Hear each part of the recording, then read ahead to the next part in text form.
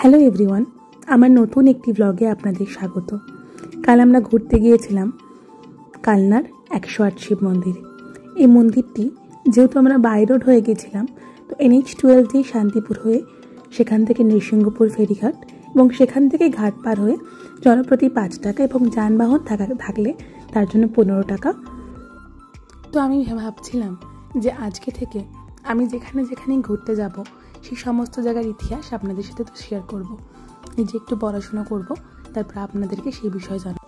এবং সেখান থেকে আরও 3 মিনিটের পথ হয়ে আমরা পৌঁছে গিয়েছিলাম আমাদের গন্তব্যস্থল নবকৈলাস মন্দির বা কালনার 108 শিব মন্দির, বর্ধমান জেলার একটি আকর্ষণীয় স্থান।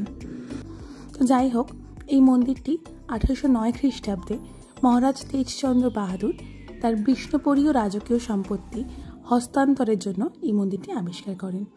এই মন্দিরে মোট 108টি ছোট বড় মন্দির সহ 2টি সমকেন্দ্রিক বৃত্তের সমন্বয়ে গঠিত। বাইরের বৃত্তে রয়েছে 74টি মন্দির এবং ভিতরের বৃত্তে রয়েছে 34টি মন্দির।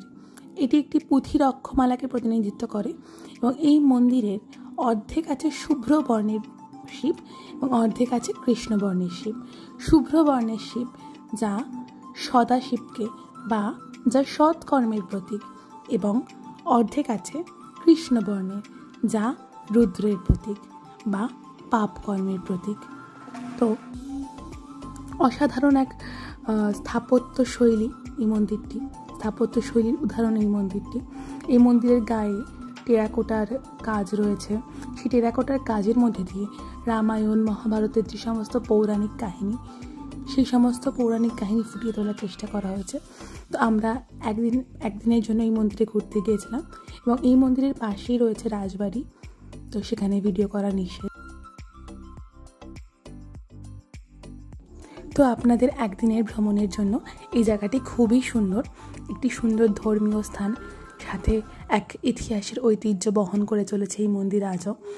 তো আজকের জন্য এইটুকুই। ভালো থাকবেন, সুস্থ থাকবেন, দেখা হবে পরের ভিডিওতে। ততক্ষণের জন্য টাটা।